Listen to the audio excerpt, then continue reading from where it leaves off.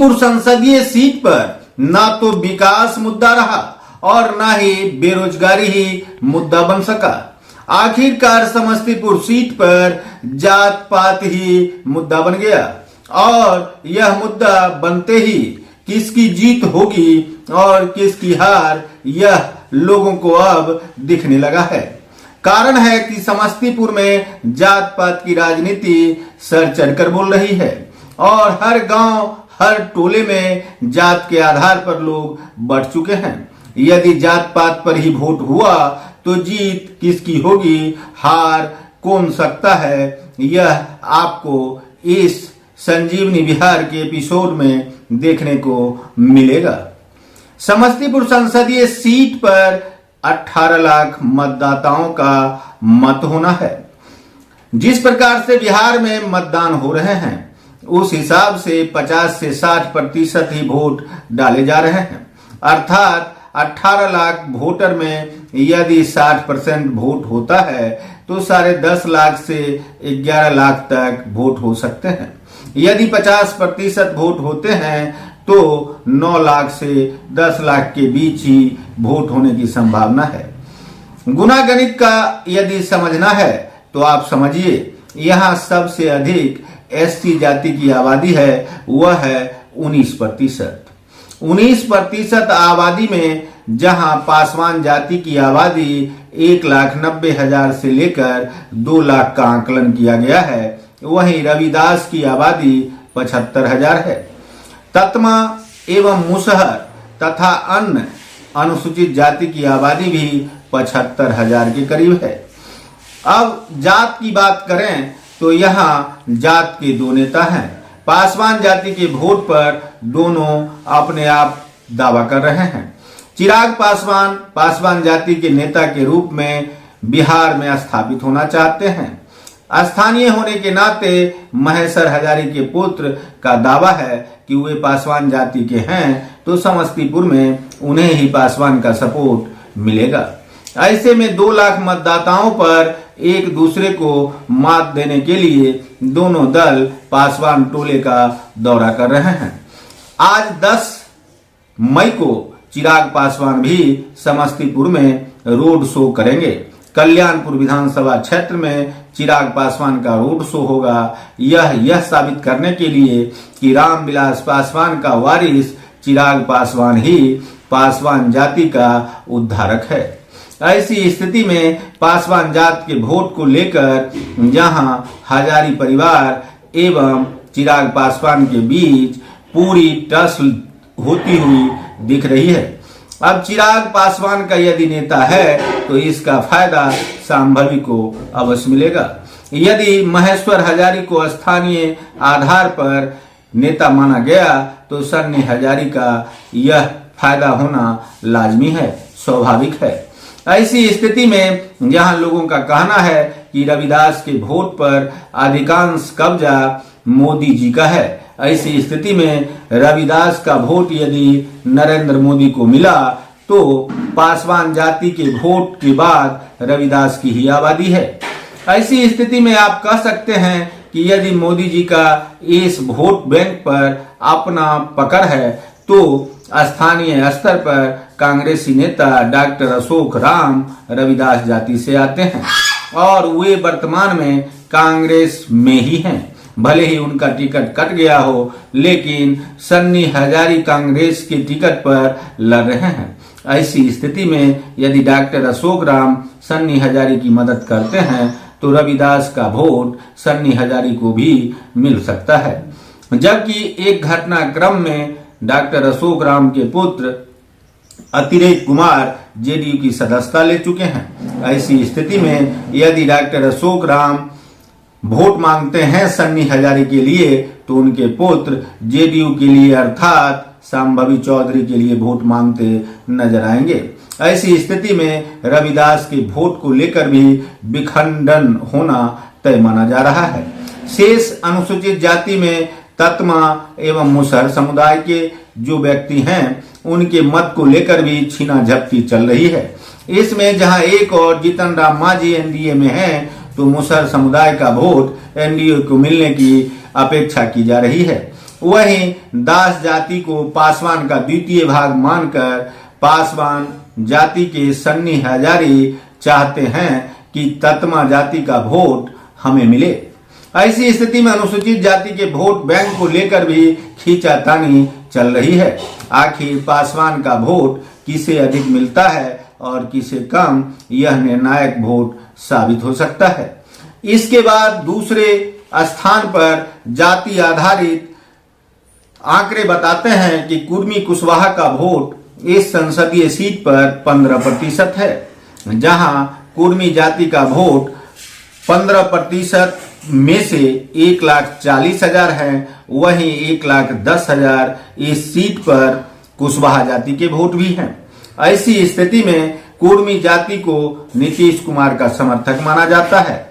नीतीश अर्थात एनडीए को यदि कुर्मी का सॉलिड वोट मिल गया तो यह एनडीए के लिए कारगर कदम होगा, जबकि कुशवाहा जाति की नाराजगी एनडीए से है। बिहार में टिकट बंटवारे को लेकर एनडीए ने कुशवाहा जाति को दरकिनार किया है, इसका एहसास कुशवाहा को है। ऐसी स्थिति में कुशवाहा यदि एनडीए से छिटक गया तो समस्तीपुर में चुनाव परिणाम प्रभावित हो सकते हैं। वैसे लोगों का मानना है कि बेस वोट के तौर पर जहां एनडीए का बेस वोट समस्तीपुर में सवर्ण मतदाता हैं, अर्थात सवर्णों की संख्या 16% है और कुर्मी समुदाय की मतदाताओं की संख्या 9%, जबकि सहनी समुदाय के मतदाताओं की संख्या 3% है और इस 3% में सहनी का 1% मत वर्तमान में एनडीए को मिल रहा है, ऐसा लोग चर्चा कर रहे हैं। ऐसी स्थिति में जहां सवर्ण मतदाताओं की संख्या 16%, कुर्मी मतदाताओं का सॉलिड वोट मिला तो 9% और सहनी मतदाताओं का 1% मत मिला, तो इस प्रकार से 26% वोट जो बेस वोट कहलाता है वह एनडीए के पास है। ठीक इसी प्रकार से इस संसदीय सीट पर यादव जाति के मतदाताओं की संख्या 12% है, मुसलमान जाति की संख्या 13% है। इस प्रकार से एमवाई समीकरण को यदि आधार माना जाए तो 13-12-25% मत आरजेडी अर्थात महागठबंधन के पास है। सहनी मतदाताओं की संख्या जहां 3% है, 1% मत यदि एनडीए को मिला और मुकेश सहनी के नाम पर 2% मत यदि महागठबंधन को मिला तो यह इनका बेस वोट हो जाएगा, अर्थात 27% मत पर महागठबंधन का कब्जा होगा, जबकि 26% मत पर एनडीए का कब्जा होगा। इसके अलावे इस सीट पर जहां कुशवाहा और एससी वोटर को लेकर गहमा गहमी चल रही है, यदि कुशवाहा की नाराजगी एनडीए से है और इसका फायदा महागठबंधन को मिलता है तो महागठबंधन मजबूत स्थिति में दिखेगा।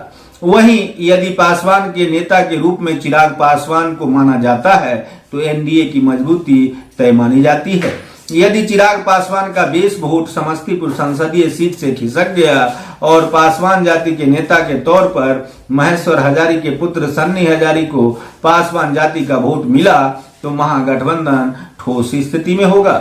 आखिर पासवान जाति के 2 लाख वोटर और 1,30,000 के करीब कुशवाहा जाति के वोटर को लेकर खींचातानी चल रही है, अर्थात समीकरण साफ साफ दिखाई पड़ रहा है कि यदि कुशवाहा की नाराजगी और पासवान जाति के नेता को लेकर दिग्भ्रम की स्थिति उत्पन्न हुई तो समस्तीपुर संसदीय सीट का चुनाव अचानक सा क्या परिणाम दे जाएगा वह कह पाना कठिन होगा, क्योंकि पासवान जाति के 2 लाख वोटरों में से अधिकांश वोटर यदि सन्नी हजारी के पक्ष में जाते हैं तो चुनाव प्रभावित हो सकता है। पासवान जाति के वोट पर यदि चिराग पासवान का कब्जा बरकरार रहा तो चिराग को इसका फायदा मिल सकता है।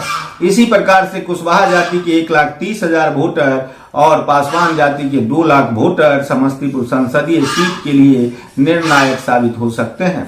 हालांकि जात पात की बात हम इसलिए कर रहे हैं कि अंतिम समय में जहां एनडीए ने अपने सभी जाति के नेताओं को शिवाजी नगर की धरती पर उतार दिया।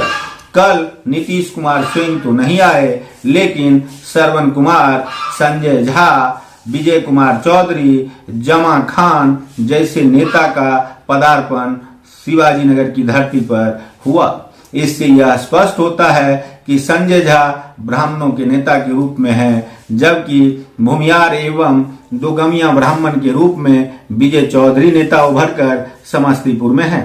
श्रवण कुमार का अपना नीतीश कुमार के बाद कद काठी है। ऐसी स्थिति में जहां इन मंत्रियों के जमावड़ा से अशोक चौधरी की बेटी को फायदा मिलेगा, यह सोचकर ही इन नेताओं को बुलाया गया था। आपको बताते चले कि 1 दर्जन मंत्री समस्तीपुर संसदीय सीट पर इन दिनों चहलकदमी कर रहे हैं। इनमें लेसी सिंह के अलावे जमा खान, विजय कुमार चौधरी, श्रवण कुमार, संजय झा समेत कई दिग्गज नेता समस्तीपुर की धरती पर पधार चुके हैं और वे संभवी चौधरी की जीत सुनिश्चित करने के लिए गांव-गांव घूम रहे हैं। जहां नीतीश कुमार का रोड शो 9 मई को शिवाजी नगर में था, वहीं 10 मई को समस्तीपुर में चिराग पासवान का रोड शो है। अब देखने वाली बात यह है कि जात पात पर यदि वोट होते हैं तो समस्तीपुर का चुनाव परिणाम आखिरकार क्या होगा।